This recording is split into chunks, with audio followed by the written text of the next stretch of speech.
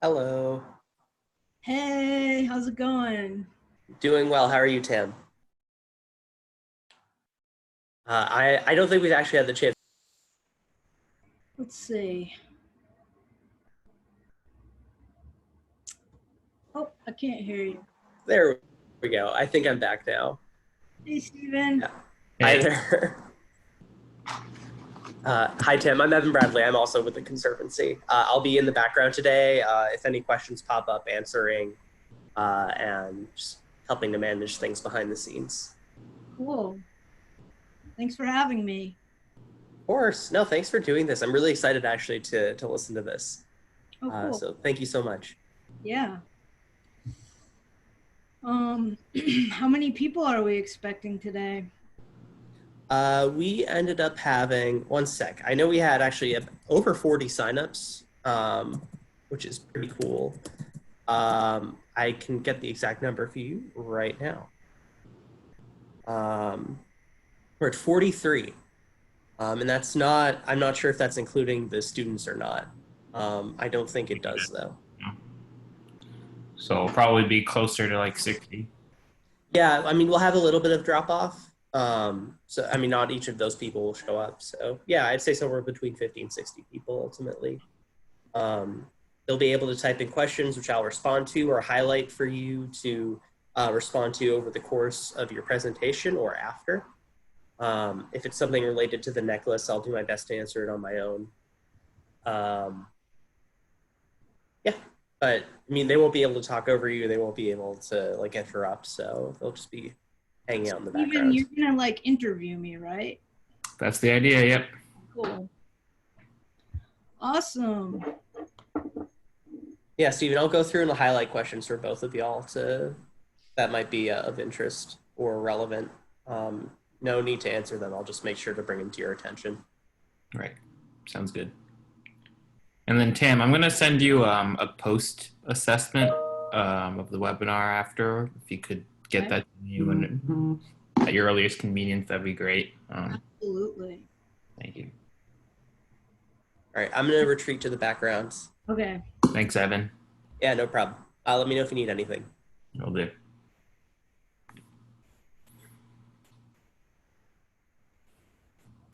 So I see we have some attendees. Can they see us right now? They can see us indeed. Hi, Yeah. welcome. Hi, everybody. We're gonna just wait probably till 11:30. Get started, but we'll be with you shortly.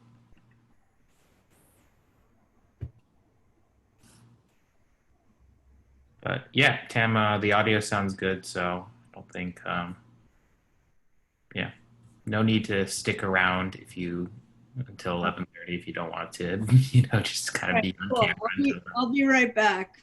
Yeah, do your thing.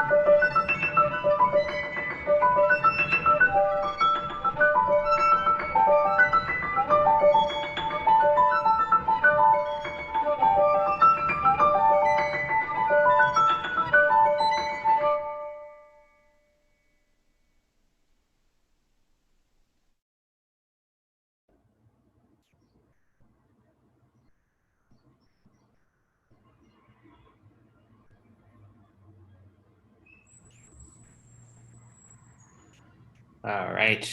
Thank you for bearing with us. That was Olmsted 1, Jamaica Pond, part of our Emerald Necklace playlist, which you can find on our website, emeraldnecklace.com/org/, here for you. And I think we'll be able to post a link to that in the chat momentarily. But hi, everybody. Welcome. Welcome to our webinar with the Emerald Necklace. Here joining us today is Tam Wiley.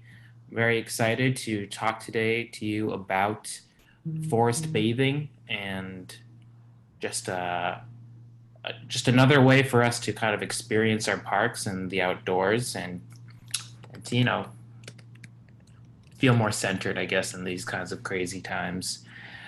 So, like I said, joining me today is Tam Wiley. Tam's a guide, trainer, mentor, and teacher with Association of Nature and Forest Therapy and founder of Toadstool Walks, a small guiding practice based in Boston, Massachusetts. Tam designs and runs immersion retreats and programs in collaboration with the Arnold Arboretum of Harvard University, us here at the Emerald Necklace Conservancy, Mass Audubon, Peabody Essex Museum, Lesley University Holistic Psychology and Wellness, BU School of Theology, and more.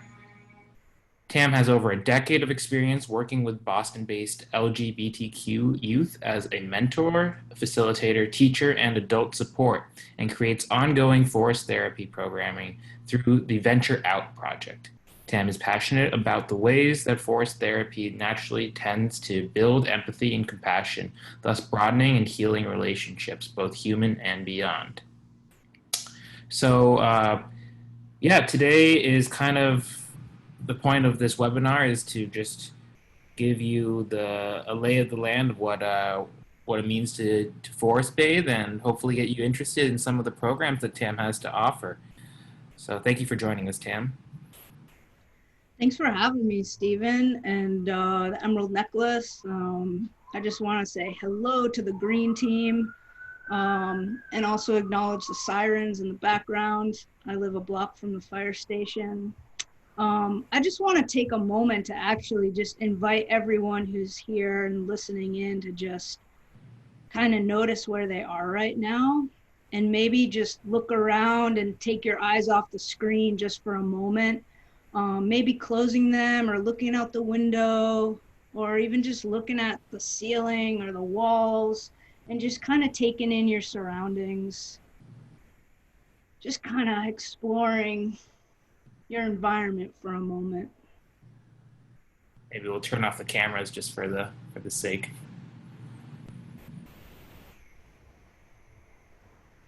And as you're looking around, I just want to take this moment to acknowledge all of the beings that have and continue to tend the places where we are.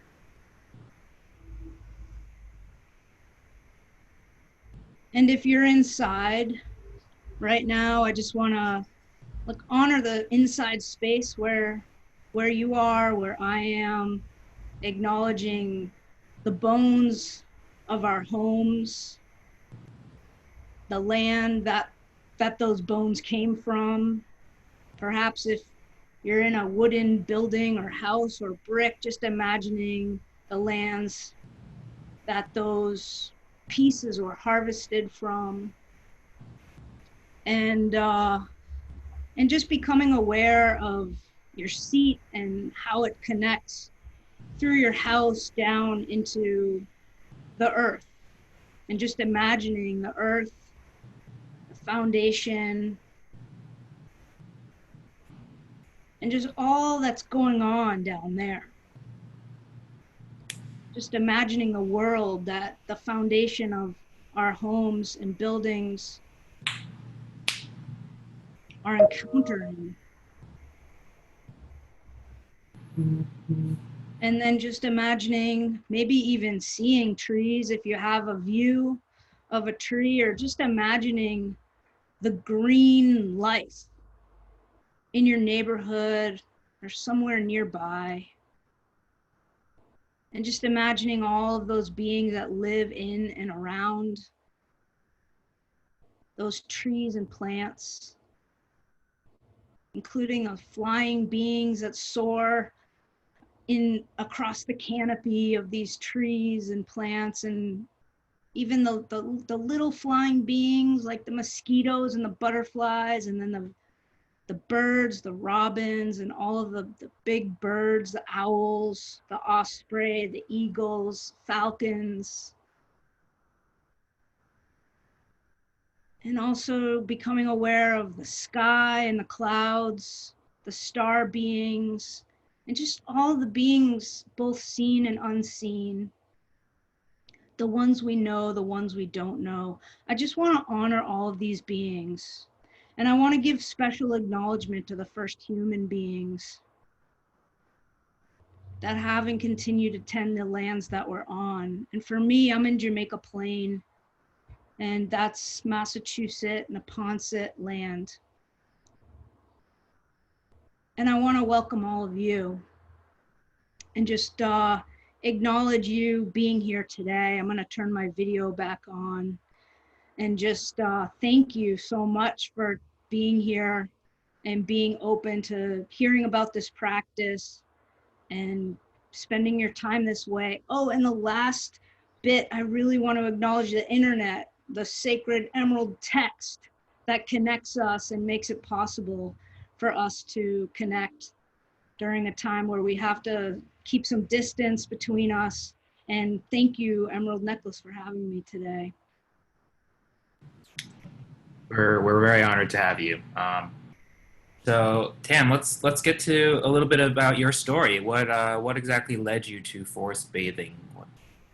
Yeah, so that's a great question that I always have a hard time answering, actually. So I actually signed up for a full day meditation retreat maybe 4 or 5 years ago.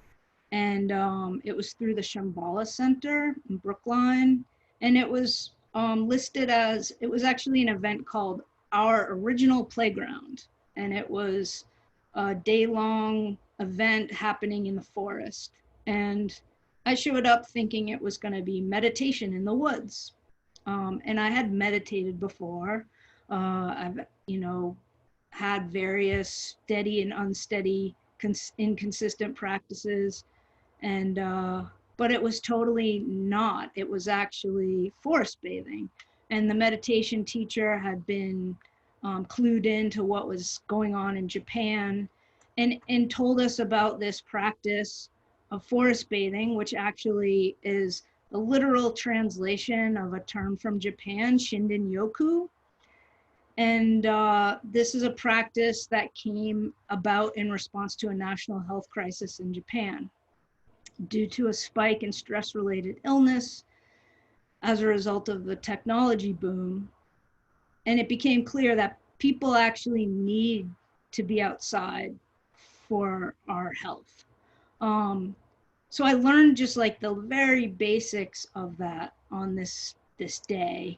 And the guide led us through some invitations. And I don't know, it just clicked. I was like, there's something here. Like, I want to do this. I want to invite people to this practice. I want to guide this practice. So fast forward, like, I don't know the exact timeline, but maybe a year later, I was looking on the internet, like trying to find things, forest bathing, how can I do that more and learn more about that?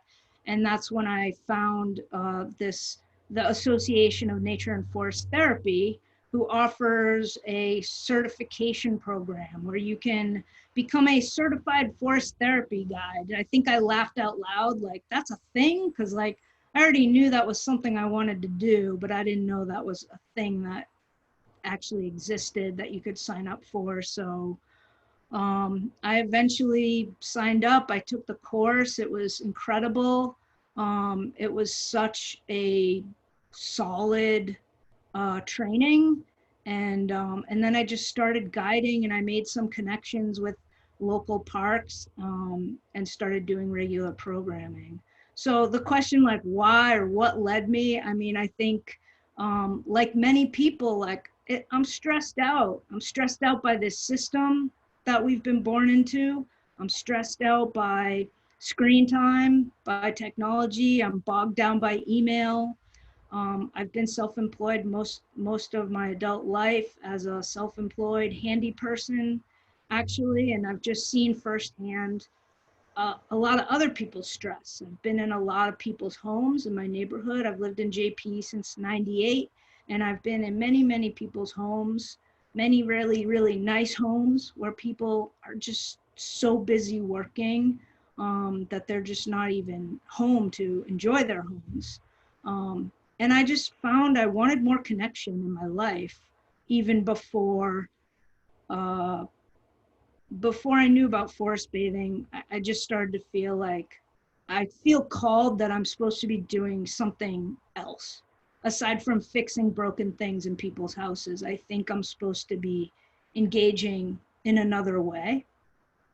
And this name Toadstool Walks actually came kind of before any of this. I was hiking in the woods with this young person that my partner's daughter, who I lived with for years, and we were on a little hike, and we just kept coming across all these little mushrooms, and she was like, "Look at these toadstools."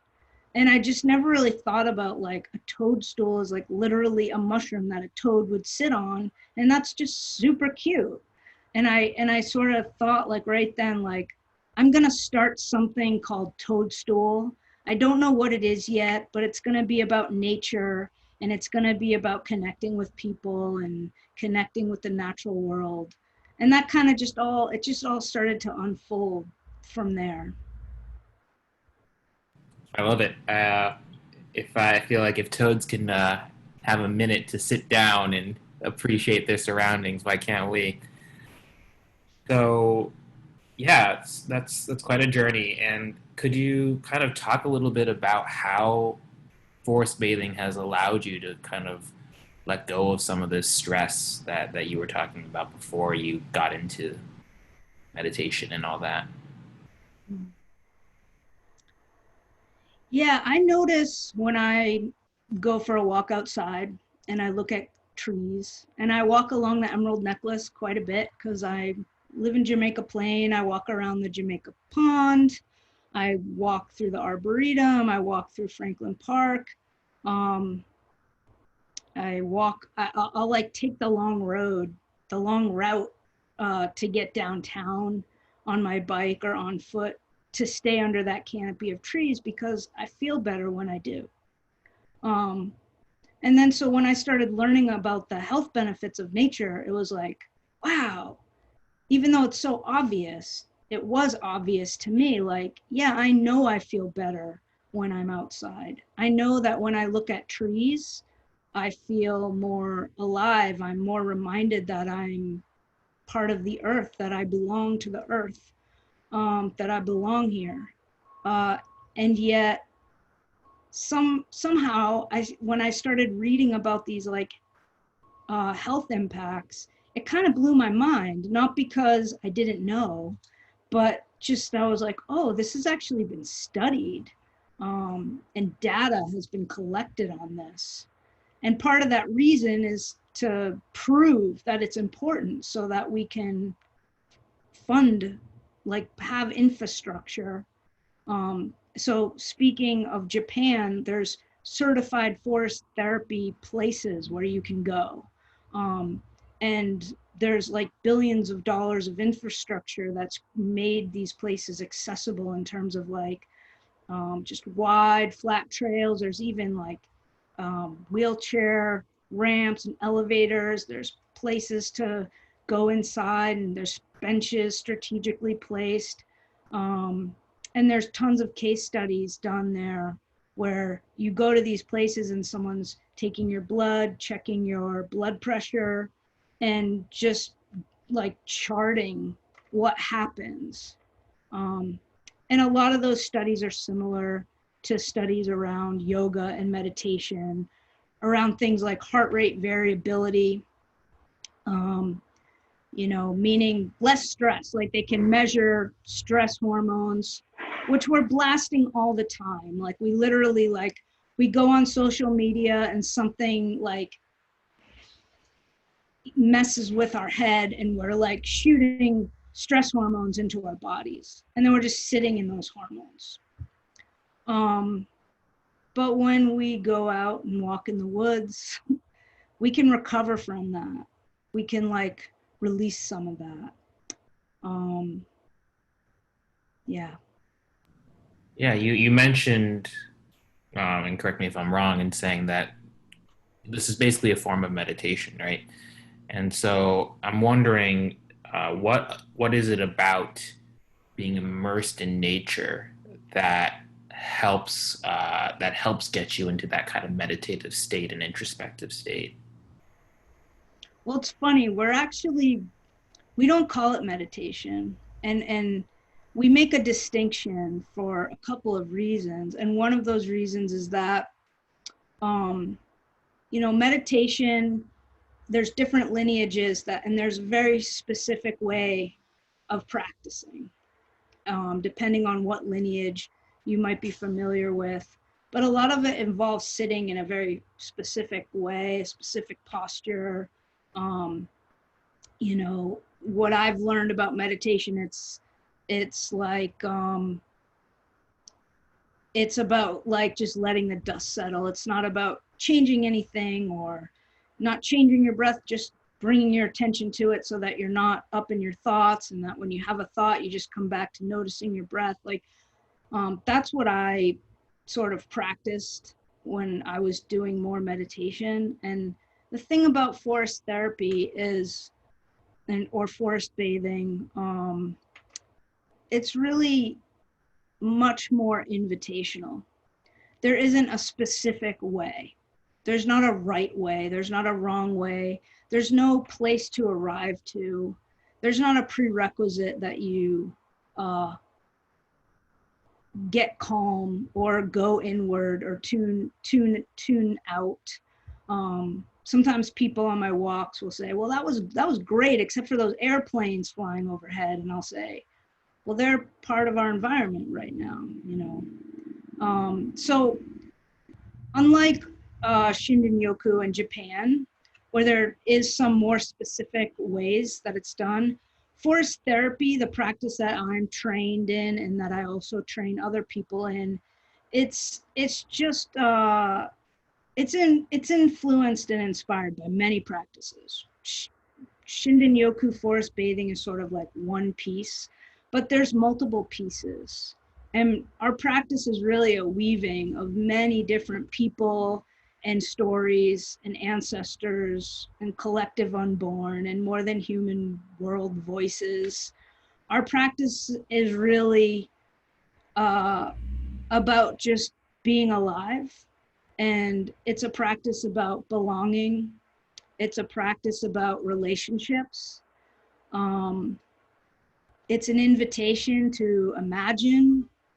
And parts of the walk really are focused on finding what feels good and just finding that good feeling and being in that good feeling.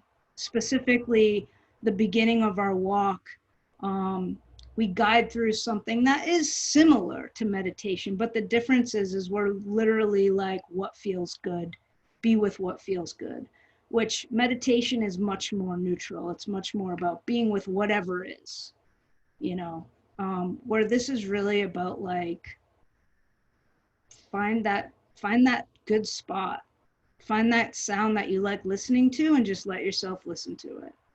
Get comfortable. If you want to lie down, you want to lean back on a tree, you want to walk around, it's really open to interpretation.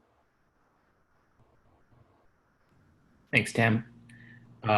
I just wanted to remind our audience at this point that if you have any questions, we would be for either Tam or myself, or for the Emerald Necklace Conservancy, you can click that little Q&A box at the bottom, and we will be sure to address those throughout the webinar, or at the very end, at the very least. So, Tam, I am wondering, so what are the benefits to having a guide? And why is this a lead thing when, it seems like from what I'm hearing, it seems like something that you can just find yourself. Absolutely. It's like such a common question, like, what do I need a guide for? I can go relax in the woods. I had that response myself in the beginning too. And what I've come to learn from being guided myself by other guides is like, there's something to being in a space where someone's holding space for you, where you don't have to like worry about the time. Someone else is keeping track of time. And it just makes it a little easier to really drop in to this world that we call liminality, meaning in between time and space. A guide supports you not getting lost. I'm also certified in wilderness first aid and CPR. I carry a first aid kit. I know my trails that I guide on really well. And I'm guiding a specific kind of experience with a clear beginning and an end that kind of naturally invites people on a bit of a journey. So yeah, we can take ourselves on journey. But there's something to being in community doing this. We also share as we go. So in between the invitations, like you'll have time, maybe 15 minutes to go off and just do whatever you want, interpret. I'll maybe give you an invitation to go find a spot to gaze at the clouds, and maybe you'll do that, or maybe you'll watch some water flowing in a creek, whatever feels right to you. And then I'll invite us back to like share little snippets of what we're noticing. And you don't have to share. It's not like, you know, just being there is like enough. But sometimes people share little things that they're noticing. And then by default, I find when I witness that I then see that, because I can only see what I'm noticing. But then if I'm standing with 10 other people and someone says, oh, the breeze on my face, or I saw the leaves, you know, flicker, or I felt grief, or I felt, you know, and all these little shares pop up, naturally we're all then are invited to notice those things. So that doesn't happen alone. That's kind of part of the relationship building. It's like we're connecting with these random people that have shown up with us. So I guide a lot of community walks where people don't show up, they don't know each other. And there's these kind of profound connections that happen by the end of the walk, not just between us humans, but between us and the places and the beings, the trees, and whoever else is showing up with us that day. Yeah. So this, talking about this shared experience, you said earlier that I might be butchering the pronunciation here, but Shinrin-Yoku, is that right? Emerged in Japan out of like a national crisis, and I think in a lot of ways our country is experiencing many national crises right now, especially in public health with the pandemic and with the public health crisis of racism. It's just it's never been more divisive. So could you talk about how this practice might help alleviate and promote empathy and you know, truly listening to one another? I think this is one of the things that really inspired me about this practice. And especially since I started guiding, I have all different kinds of people coming to my walk. And I hold spaces for groups of people who I don't know who you voted for. I don't know what your faith background is. I don't know what your mythologies are that you believe. I don't know what your creation story is or is not, and how it might contrast with mine. And all that like doesn't matter, because what we're doing out there, it's like our names don't even matter. It's like for a moment in time, we're just alive. We're just there, and our only goal is to notice that we're alive. And what happens as a result is, at least for me, is I've been able to have some incredibly deep connections with other humans that I don't think I would connect with or even talk to otherwise. So there's some kind of magic thing that happens in this in-between time on a walk. And I will say for me, like for my personal journey, like with this, when I went to my training and I then eventually started mentoring other guides who wanted to do this work, and I now train guides. I have really become a more tolerant person myself. And so, just ways that I've, you know, been marginalized in my experience just as a queer gender variant person. I feel like a lot of my youth, I just stuck with like people like me, because it felt safer, and I was very untrusting or weary of certain dominant spaces, dominant narratives, and just tended to hang out with the other marginal identities I intersected with. And I feel like this practice has actually helped me just, I don't know, just see more of people. It's helped me feel a greater sense of belonging to the earth. And that helps me see other people's belonging to the earth. I do feel like as a result of this work, I am able to hold space that is radically welcoming. And yeah, it's just really different. I think it is really healing. And the couple walks I've led with the Emerald Necklace Conservancy, I mean, it's just been such a diverse group of people coming together and sharing these little stories, and it's profound. So I think it's more important than ever right now. I agree. Where it's sometimes I hear myself talking about, oh, this national health crisis that was happening in Japan in the 80s. It's like obviously happening everywhere, and then especially right now, we're all experiencing it worldwide. And here in the States, yeah, like we've been in multiple pandemics. The pandemic of poverty, the pandemic of racism, like it's just this, and now we have this COVID-19 pandemic on top of it. So I think more than ever, like we have to take care of our mental and physical health by getting outside. I couldn't agree more.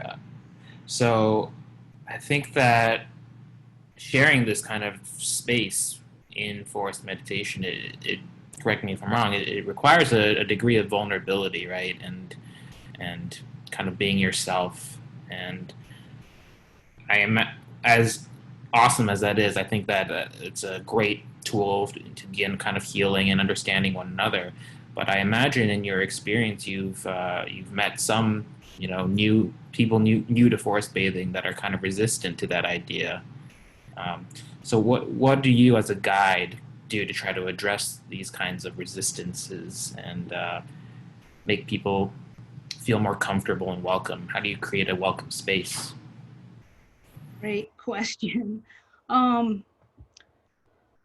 Well, for one, like the practice is totally invitational, for one. And it's not for everybody, I'll say that. Like, I like to think most people coming on my walks are coming because they choose to come. They're like, ooh, that sounds good. And they're there consensually to start with. And then from there, I welcome people and I let people know right away, like everything's optional. Like, do what you want. There's no wrong way. And yeah, give people a chance to introduce themselves if they want at the beginning. And even that's kind of optional. All of the opportunities to share are optional. And I let people know, like, if you need to leave, it's cool. Just let me know so I don't like worry about you or send a search party, because I invite people off multiple times throughout the walk. And sometimes people go way off or deep in the trees or whatever. And then call people back. So I just let people know, like, if you need to leave for any reason, just let me know. Yeah, so I mean, I feel like that could be like a whole conversation about hospitality.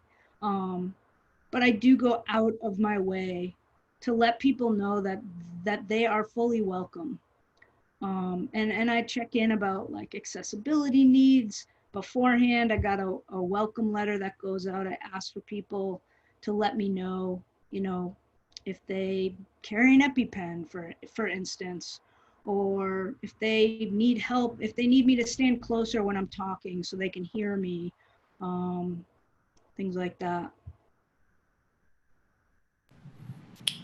And I'm going to kind of combine some questions that we've been getting from the audience here, kind of address them all at once. But there have been some questions about, you know, is it hard to do? So what are the biggest challenges of leading a forest bathing session, especially given the social distancing kind of restrictions we have nowadays? Are you able to lead them virtually or in person?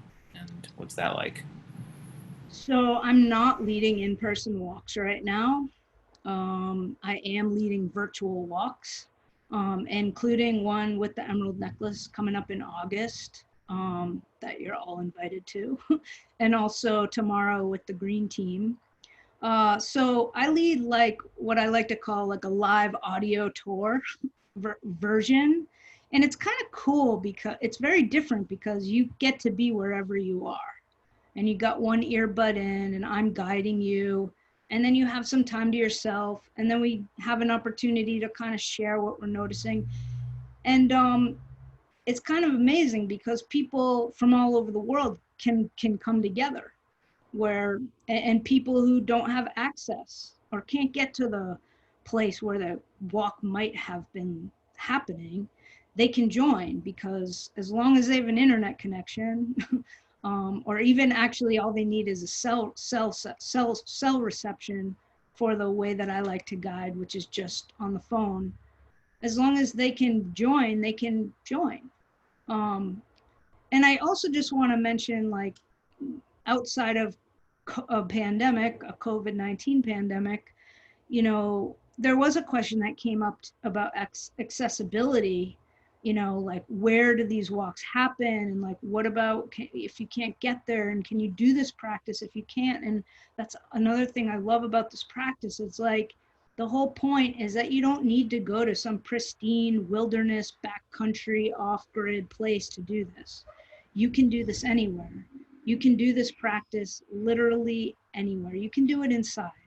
And where I guide, I'm in Boston. I'm surrounded by like the industry of a city, and I'm guiding in the parks. And a lot of them are accessible by public transportation. And it's cool because a lot of people come on my walks who say like, oh, I've been walking in the Arnold Arboretum for 20 years, but I feel I've just never seen it like this before. Or I didn't know that there was so much I was missing, or I've walked by this tree 100 times, but I've never really looked at it. So yeah. And kind of how do you go about balancing these kinds of very spiritual experiences while, you know, people are carrying around these little cell phones? And I mean, I get that everyone has their own experience of nature, and, you know, if you want to take a pretty picture, you should, but how do we make sure that, you know, that your guests are like really experiencing that moment? Yeah, so on a walk in person, I actually invite everyone to put their phones away. And I say it's an invitation. I acknowledge like not everybody can for whatever reason. People need to be on call for things, for family, for other things.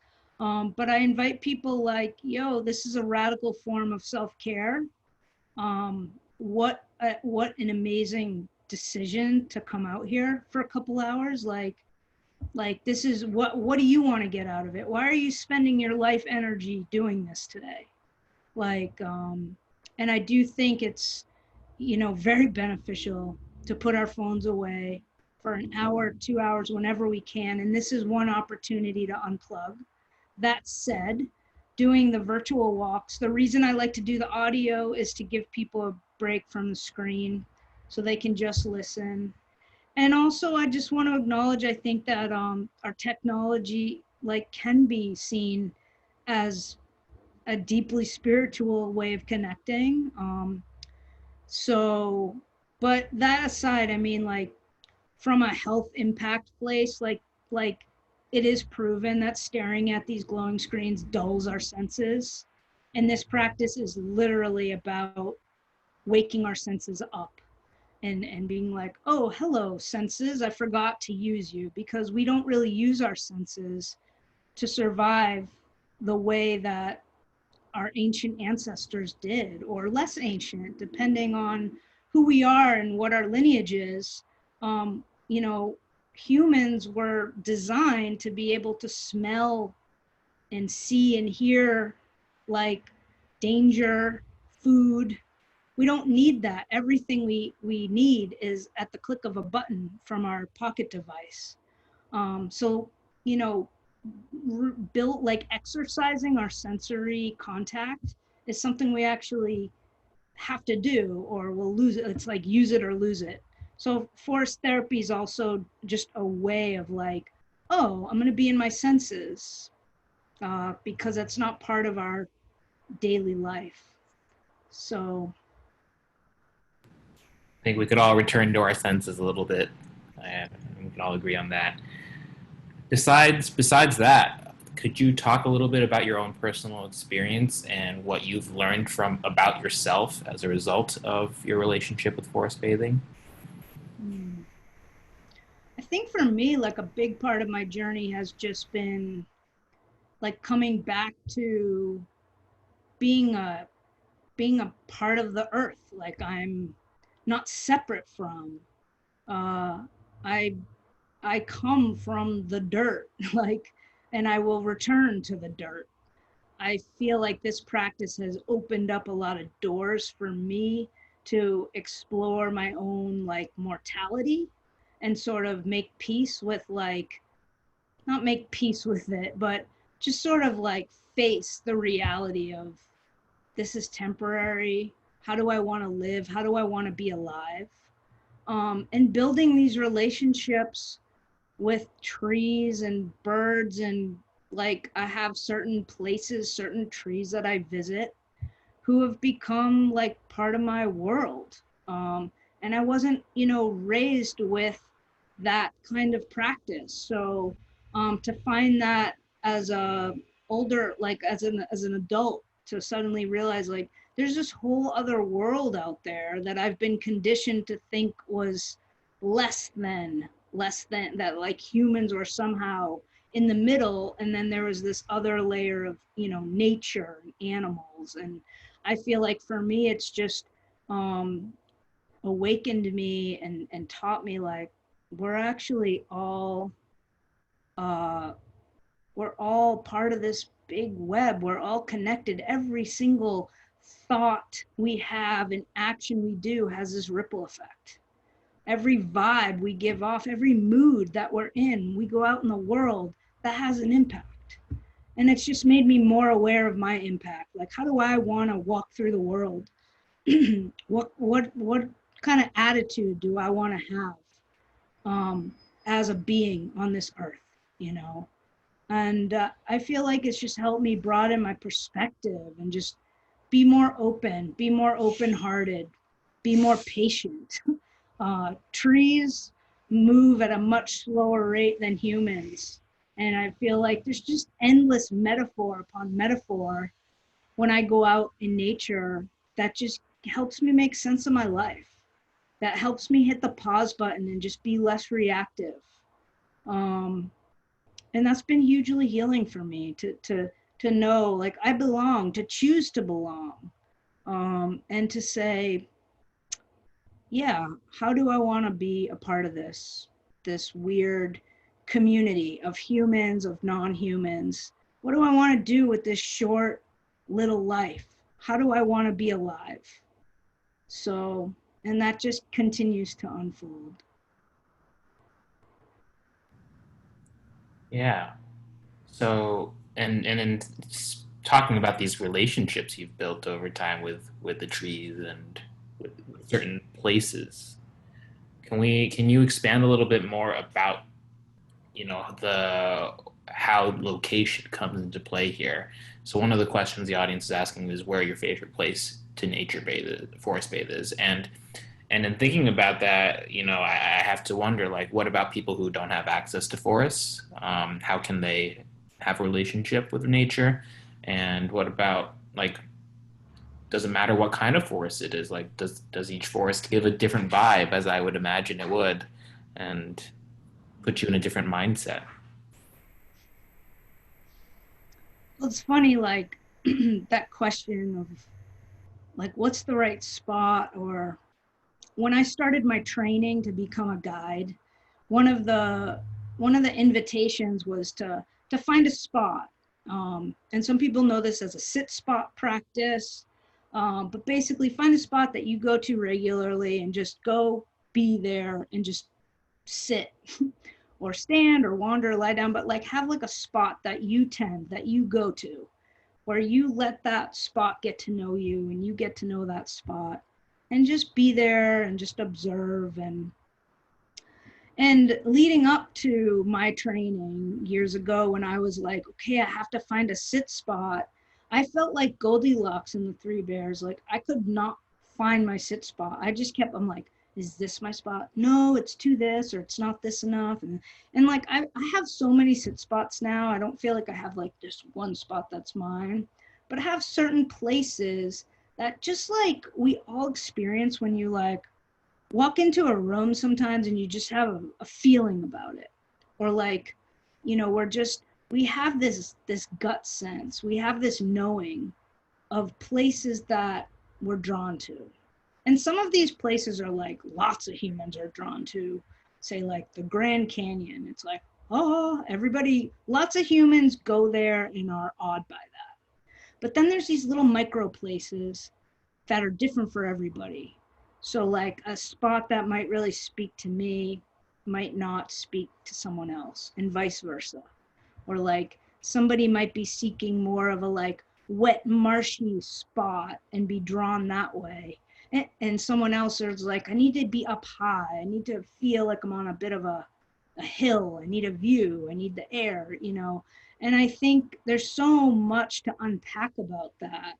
And on a walk, a lot of times I'll give an invitation to just kind of go off wherever you feel pulled, like wherever your heart's leading you, or go find a spot to just sit and be.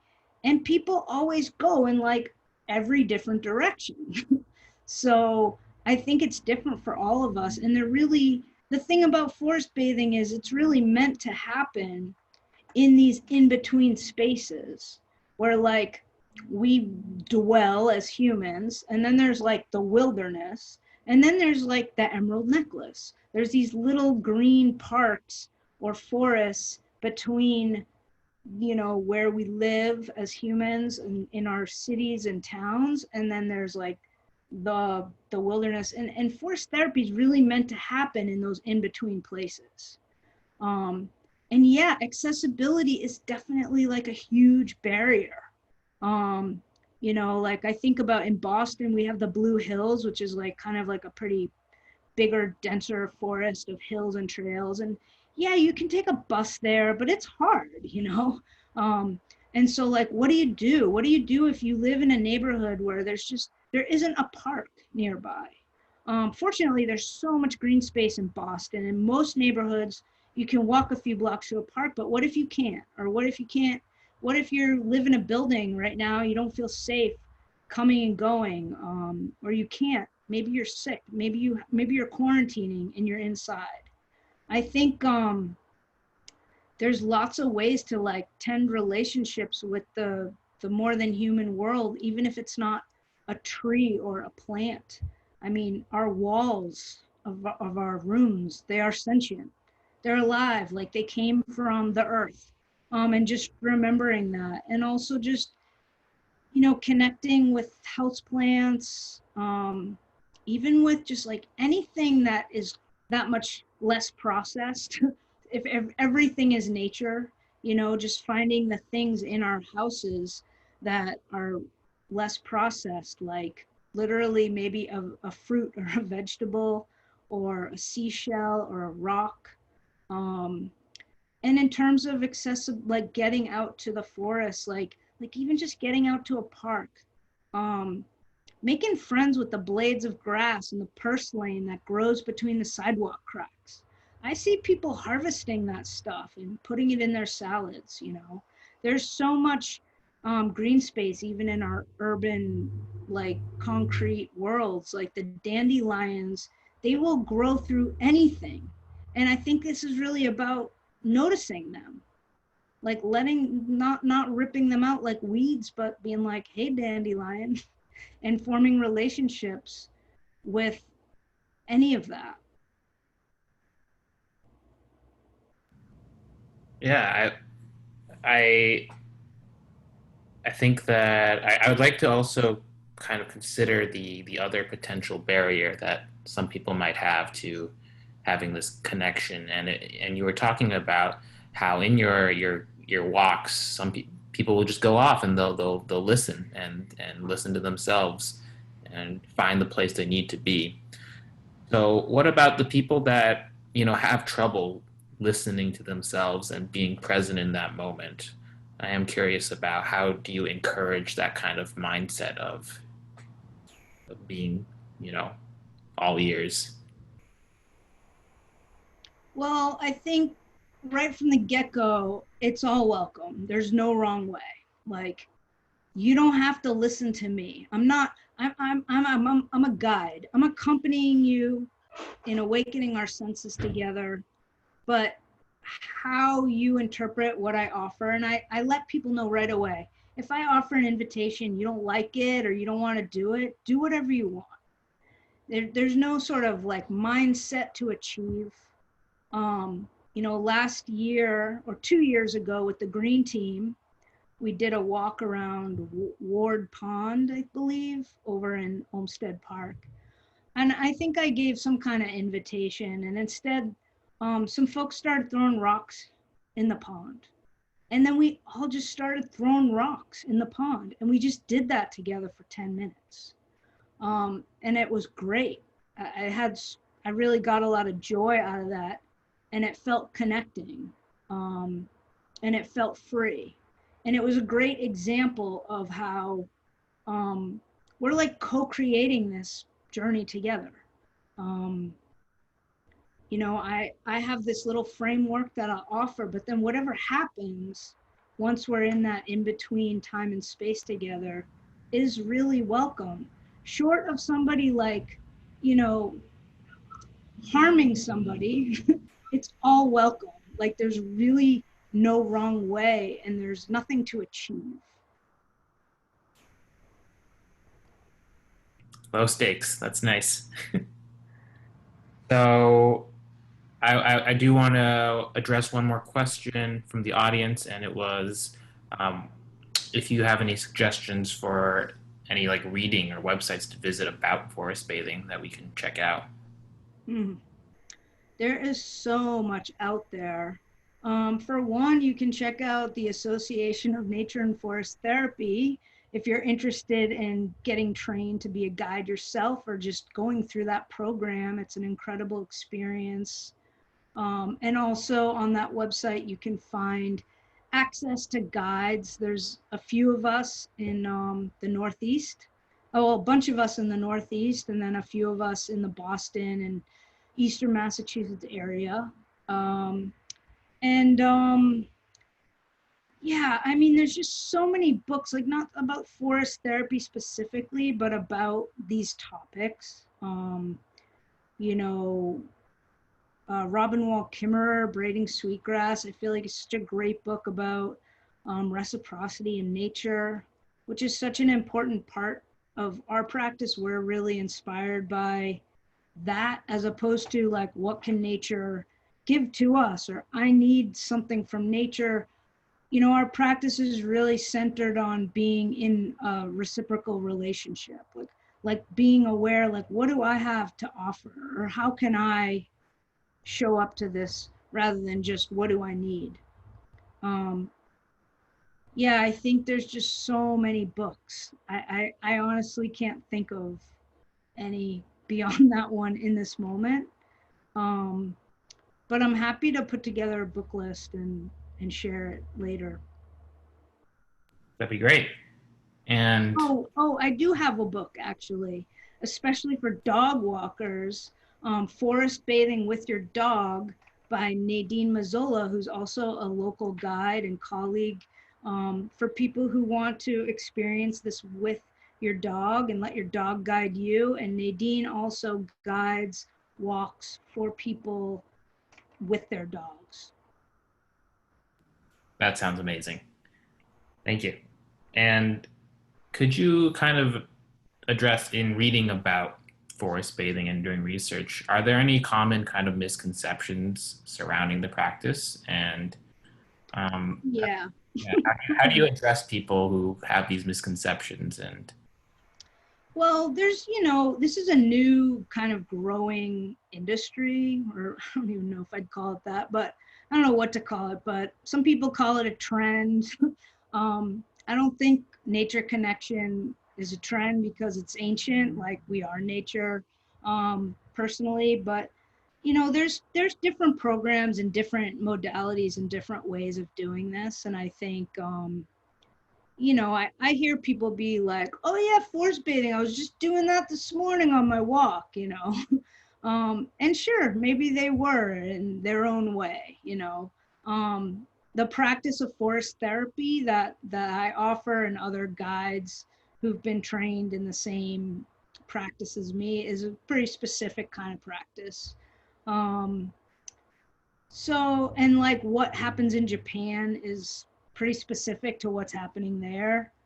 That's not like, even though we use this term forest bathing, it's really, it's not, we're not doing like the US version of Shinrin-Yoku.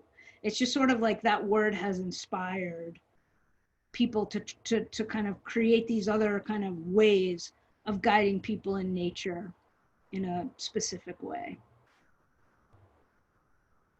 yeah, and what kind of want to look at the worst case scenario? What do you think happens when we don't have a relationship with nature? Well, physiologically, we have, um, our senses get dulled. We could have a serious lack of vitamin D from sunlight. Um, if we don't de-stress and decompress, we tend to, uh, like, stuff just builds up. Like if you just think about every time you get super stressed and super tense, our brain's releasing cortisol and adrenaline. And these chemicals are super helpful for helping us stay alive if something's actually happening. Like if our life is being threatened in that moment. The problem is we've evolved so quickly that our bodies still respond to that way when we're not actually in physical harm. But we get emotionally harmed by things we see on the internet, by things people say, by people's vibe. I mean, we even can smell, pheromones that will set off our bodies without us even really knowing it, but we can learn to sense those things. That's something that is learned.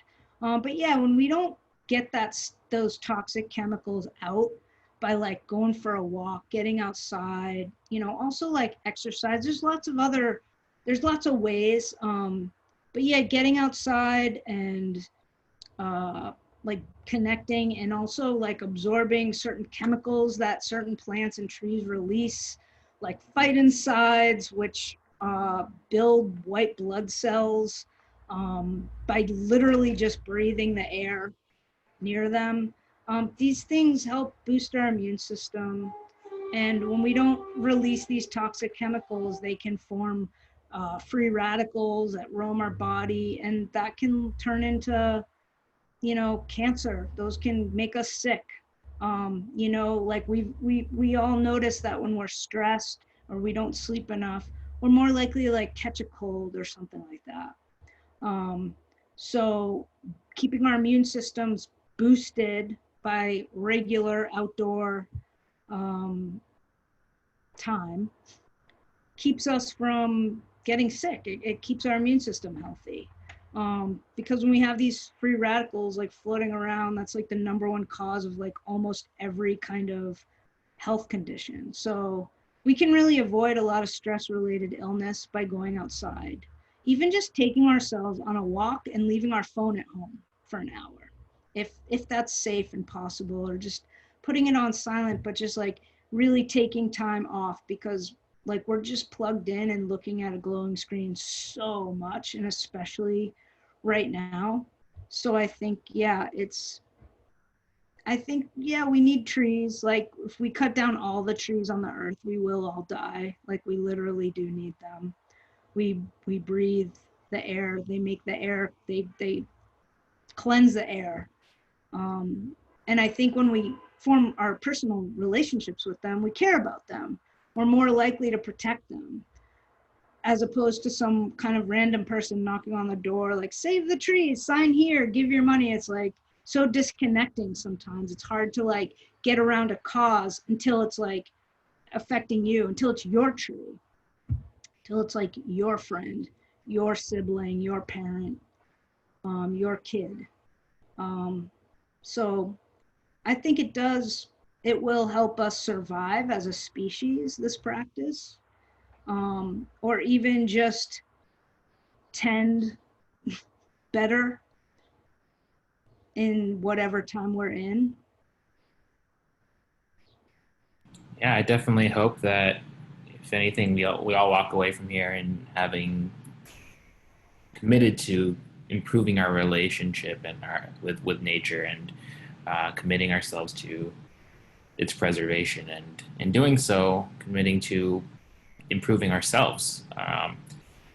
And so, I guess to wrap things up today, thank you, Tam, for joining us again. I'm just wondering if you have any advice for how our audience can go about the rest of their day. Any suggestions on getting started? Well, I'd love to invite everybody on this call, if you have even 10 or 15 minutes, to unplug and just go sit outside. Even if you can't get to like a park, even to just go look at the sky and just, I don't know, find a place to sit or stand comfortably outside, and just notice the air on your skin, notice what you hear, what you smell, and just unplug for even 15 minutes today if you can. That sounds delightful. Well, thank you everybody for tuning in. Thank you, Tam, for joining us and telling us all about forest bathing. We look forward to giving it a shot. We'll try to send out in a follow-up email an invitation to, I think we have a forest bathing session August 23rd. That's a Sunday. And so I hope you all can join us for that. But I want to thank you all for joining us here today. And, have a great rest of the day. I hope you get outside and do something for yourself. Thanks for having me, Emerald Necklace. Thanks, Stephen. Thank you, everyone. Thank you.